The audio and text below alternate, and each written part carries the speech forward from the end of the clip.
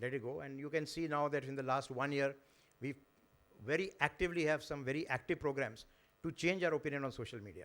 And we've therefore moved from a negative social ORM and a media to almost a 70% positive reputation on the net. And so I think young people go on the net, and young people communicate very easily with the net. I mean, there are a lot of cases we see as doctors of acute depression because somebody's posted something bad about you on the Facebook. I mean, young people are very, very sensitive to such things. And then that also becomes a very strong media and a strong way to communicate with young people.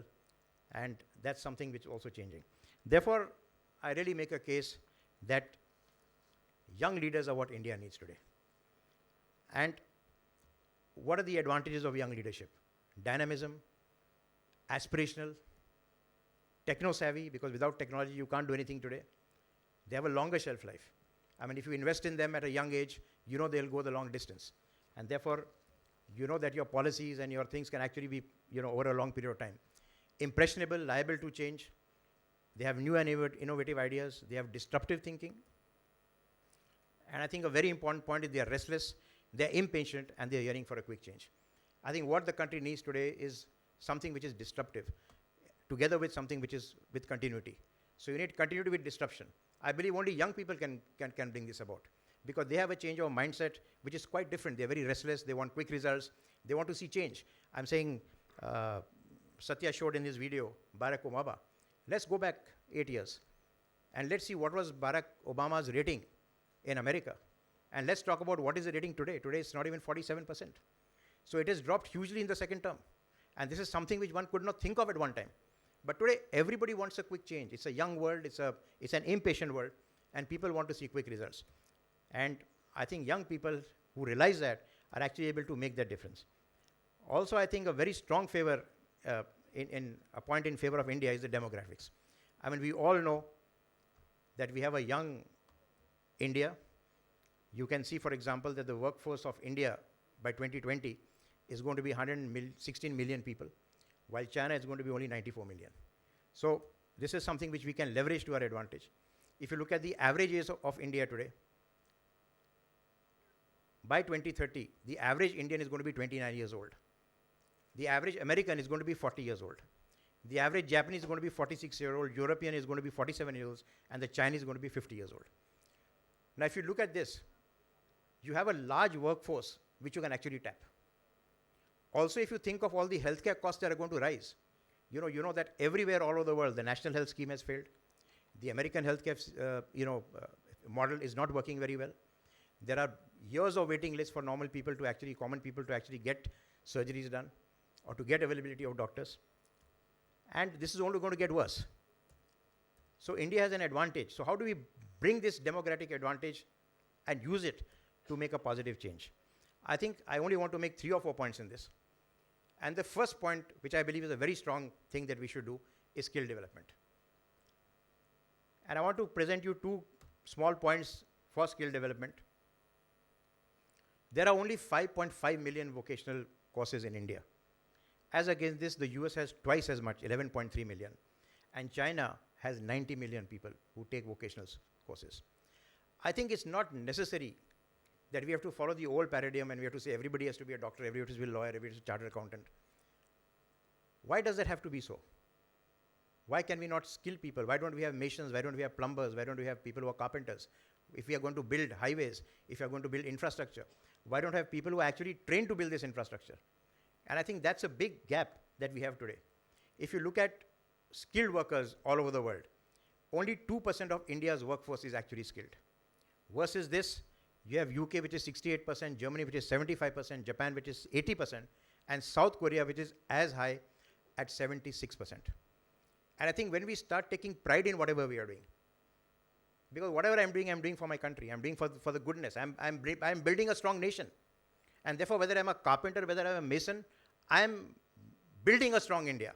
And building a strong India gives me great personal pride and gives me great brand pride for my country. And I think when you have that, is then when everything changes. The second point that I want to bring is entrepreneurial development. I'm saying how many times are we actually now going to look at all these IAS, IFS, I mean, I still remember my old patients coming to me and telling me, sir, Dr. Saab, my son-in-law is an IAS officer, तो वो तो बहुत पैसा कमाएगा. So I want to, make sure that he should join the, administrative force, and they got a lot of weightage in matrimony. At one time, doctors, lawyers used to get weightages. We lost out to the IAS officers, especially in the North Cadre. I mean, I've treated patients from all across India and across the world, and they actually come and tell me, this is an honest thing, they actually tell me, Dr. Saab, वो तो मेरा son-in-law तो बहुत ही, वो तो secretary बनेगा government में, and maybe or some UP or Bihar, and he's actually going to do very well. So I'm very happy that I've got a very, very good son-in-law.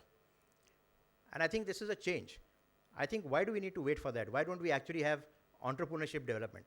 Why don't we encourage small-scale industries? Why don't we encourage small businesses? Why don't we give confidence to people that entrepreneurship is a good word, not a bad word, and that you can actually do very well? I think a lot of people, I talk to a lot of doctors as well, they tell me, how is it that you've got 149 clinics? How do you manage them? How do you get out of practice? What do you do? And the biggest thing I find that comes in the way is fear. There's a fear of uncertainty. There's a lack of confidence in facing the world. We are cocooned into what we are doing, and we think we are doing a great job. So I think, with young people, we need to encourage their entrepreneurial abilities. I mean, there are many examples all over the world today, and Bill Gates is one of them, one of the richest people of the world who was actually a college dropout. I mean, I'm proud to say that my younger son, I dropped him out of school in the 8th standard, and he studied privately, and he today runs a multinational company. And the reason why he dropped out was because he was not interested in studies. He wanted to just do music. And I was very happy that he learned music because he plays 14 instruments and he's doing a great job. So I don't think that you have to have academic education, and I don't think that we should focus on that all the time. Zuckerberg at age 23 started Facebook, and you know that he earned 3.3 billion dollars. Closer to home, 10 billion. And you can see all of this in the last 7 years. Most of these dot-com companies came up in 2007 and 2014. This is the kind of valuation they're getting. They're all done by young people. I mean, I cannot imagine in my lifetime, at age 63 today, there was ever this concept of becoming a billionaire by the time you're 30 years old. Only young people can do that. It's a new economy that allows you to do that. And I think we should encourage Indians to take up entrepreneurship. Of course, leadership is very important. I can only give an example of Infosys, started with 4 people, 5 people, with a capital of 10,000 rupees, and today a turnover of 500 crore rupees. I mean, look at the way it has developed. And therefore, I think if you develop leaders at the right time, at the right point, you actually develop a very strong India. I believe that there are some other skills that also need to be developed. I'm not going to talk about them, but I'm going to mention them because I think they're important enough to be mentioned. Networking skills are very important today, not only in politics, not only in the Indian concept of jugaad, but today nobody can ignore somebody else. No man is an island entire to himself. You have to make sure that you're facing the world. You have to do everything with cooperation. You have to do everything with consultative. There's a consultative approach today in everything that we do, whether it's a nation, whether it's a company, whether it's a person, in intrapersonal relationships. Those days are gone when you could be autocratic and just do whatever you had to do. Decision-making ability. I think today we are a product of whatever decisions we take. If we take the wrong decision, then we face it. If we take the right decision, then we actually benefit from it. Conflict resolution. I can't imagine a world without conflict. I'm saying India has conflicts with its neighbors, even though it is by far the strongest player in the subcontinent. But even small people can actually, twist it around its finger. You have to learn how to do conflict resolution. It's a very important thing. I think young people should be taught this. I'm saying none of these skills are taught in college. And I'm saying this should start, teaching for this should start in schools and then build up in colleges. Nobody teaches leadership. Nobody teaches critical thinking. Finally, I want to end by saying another very important thing for young leadership is communication. I think today the whole world runs on communication. I think one reason why Narendra Modi won is because his communication skills were fabulous. I think he was a great orator. I think he was able to cut through barriers.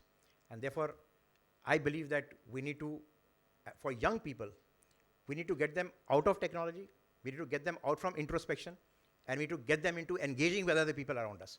And I think if we start engaging with people around us, with our neighbors, with the person who's sitting next to me, and with people who are there, and we just get up and shake hands, rather than looking at our iPhones, I think we'll have a better and happier world.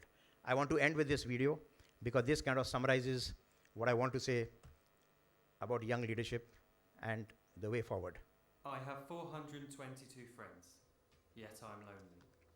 I speak to all of them every day, yet none of them really know me. The problem I have sits in the spaces between looking into their eyes or at a name on a screen.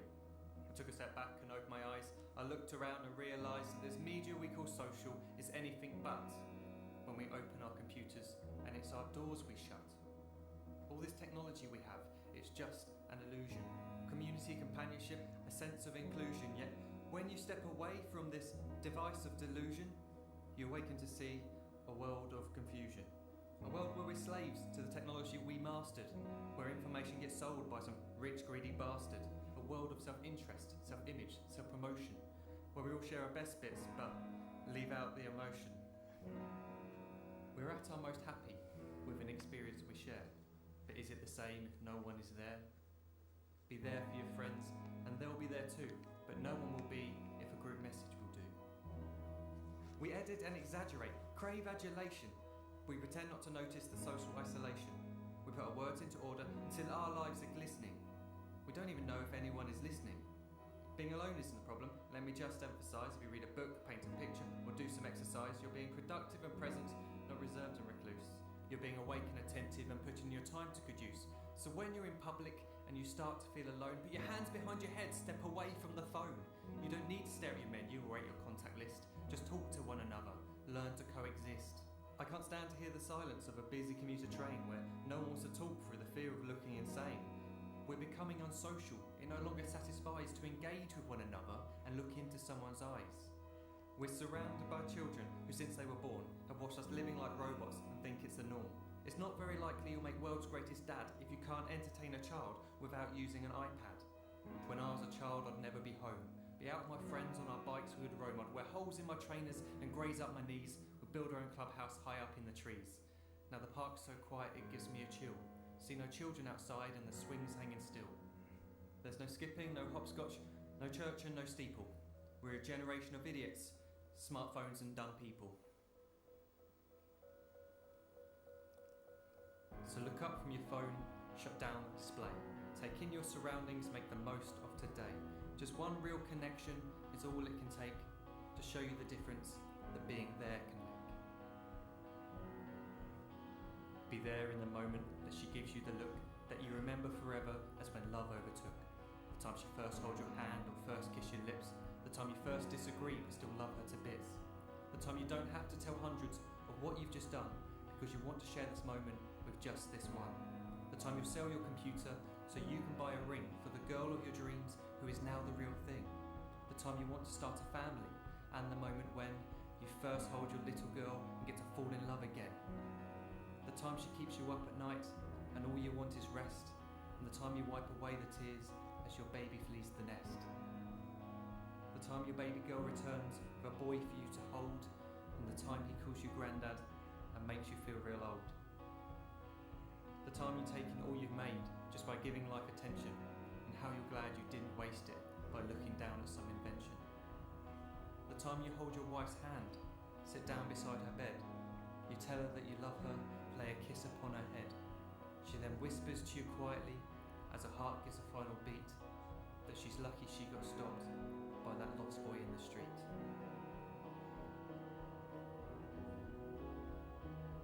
But none of these times ever happened. You never had any of this.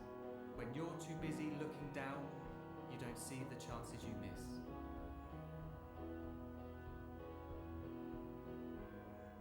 So look up from your phone, shut down those displays. We have a finite existence, a set number of days. Don't waste your life getting caught in the net, as when the end comes, nothing's worse than regret. I'm guilty too of being part of this machine, this digital world we are heard but not seen, where we type as we talk and we read as we chat, where we spend hours together without making eye contact. So don't give in to a life where you follow the hype. Give people your love, don't give them your like. Disconnect from the need to be heard and defined. Go out into the world, leave distractions behind. Look up from your phone, shut down that display. Stop watching this video, live life the real way. Thank you very much.